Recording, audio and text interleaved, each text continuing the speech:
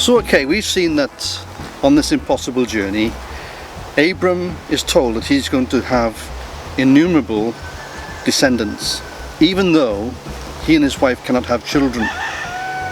And we've already stated the fact that with God nothing is impossible.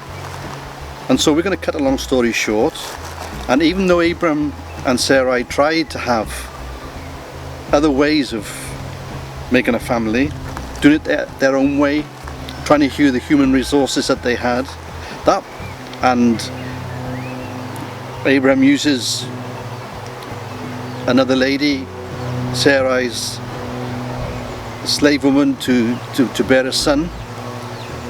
That wasn't what God intended.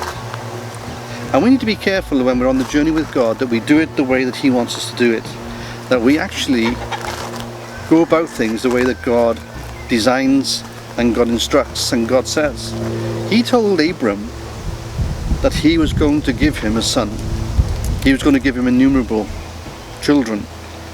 And so we need to understand when God says He's going to do something, He is more than capable of fulfilling His promises.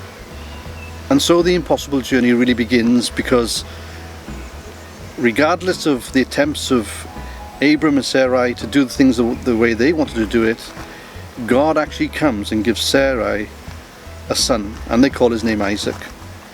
So out of the impossible situation that they find themselves in, a barren woman beyond the age of childbearing now even, a son is born, and his name is Isaac. And so the journey now begins, and God says to Abram, I want you to sacrifice your son to me. Now Abram could have said, oh, hang on a sec, you've promised me that you're going to make me a father of all nations, a father with innumerable children, and I'd be able to have one son, and now you want me to give that son back to you and sacrifice that son to you? That doesn't really make sense. But God's sense and our sense isn't really the same thing.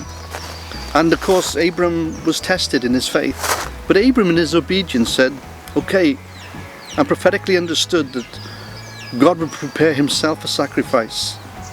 That was for that moment in time, but also a prophetic word that God would prepare himself a sacrifice for the future for all mankind. And he was willing to do that.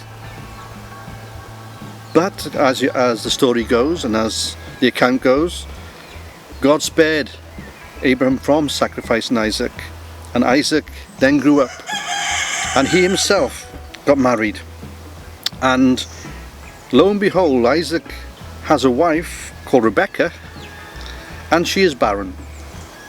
And so this impossible journey becomes even more impossible, in the sense that God had done this miracle to give Abraham a son, and yet that son marries a wife who herself cannot have children.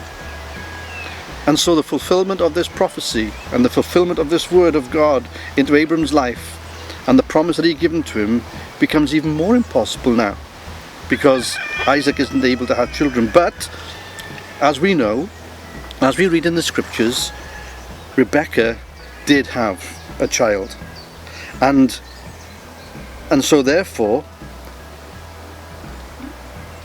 God's purposes were being fulfilled. God's journey in the life of Abram, now becoming Abraham and Sarah, now the journey was developing, and Isaac had his own children, Esau and Jacob, and through the line of Jacob God was going to continue this impossible journey, and He's going to make things happen that were going to be fulfilling of His word to Abraham, and take to himself a people of his own. And then Jacob marries Rachel. Now I'm not going to go through the whole story of how that happens. First of all, he married Leah. He was tricked into marrying Leah, as we know in the scriptures. But Rachel was the woman he loved, and after all that was going on, he marries Rachel. Rachel cannot have children. She is barren. 3 generations of wives who cannot have children to fulfill God's promise of making a people of himself to Abram of innumerable descendants. 3 times God overcomes the impossible. 3 times God takes a barren wife and makes her fertile to have children.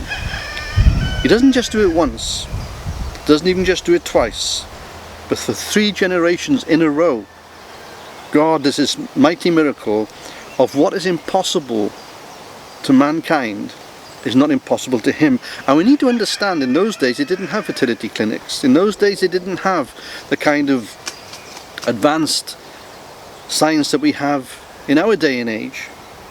And if a woman couldn't have children, she just couldn't have children. And so the impossible journey takes speed. And 3 times God, in all his goodness and his graciousness and his miraculous power, enables them to develop. God opens the womb of Rachel, and 3 generations of wives who could not conceive, and God steps in and makes the impossible possible for his own plan and his own purpose and his own way in life to be fulfilled. You see, in the midst of adversity, God steps in.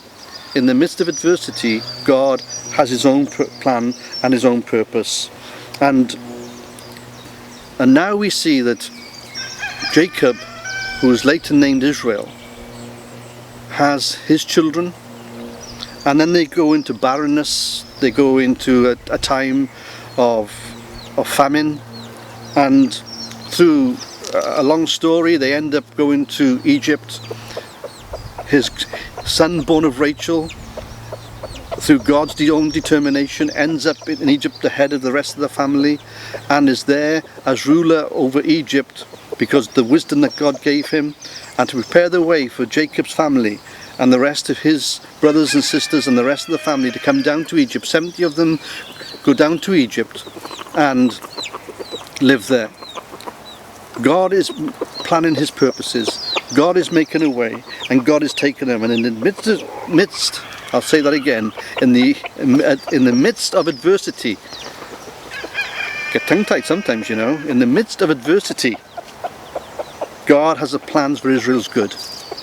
And even in Egypt things are going great, things are going wonderful, then all of a sudden things turn upside down when the Pharaoh that Joseph was close to and the one that knew Joseph dies, and suddenly things change. And the children of Israel now, as they're known, become slaves. And for 450 years they live in slavery. For 450 years they can't do what they want to do. 60 people went down with Jacob, end up with 70 of them all together in Egypt. And so what's God going to do? Now his children are slaves. Now they can't have any thought of their own, they can't do their own thing, they can't live the way they want to live, and they live under bondage, and they live in desperation, and they live in a way that they just couldn't think possible was healthy enough for them or available for them to be able to prosper and have their own lives, have their own nation, and be their own people. What had happened to God's promises? What had happened to God's plan? What had happened on this journey that had turned and gone so sour? Well, God steps in. And even though things are very, very difficult and tight, and hardship that we couldn't possibly imagine in the way that we live in today's society, in our nation, in our country, the freedom that we have to express ourselves and be ourselves, what on earth is God going to do? How is he going to step in? Joseph's brothers sold him into slavery. And I love the verse at the end of Genesis, in Genesis 15:20, where Joseph says to his brother, "You intended it for evil, but what you intended for evil, God intended for good." Now I've paraphrased that in my own way, but that's what Joseph said to them. What God intended for evil, what you intended for evil, well, I'm being a heretic now, aren't I? What you intended for evil, God intended for good. And as we think about that, people may have thoughts against you, situations and circumstances may come against you, people may think things of evil against you, doing you harm, troubling you, making things difficult for you. But what other people intend for evil, God intends for good and will use it for His glory.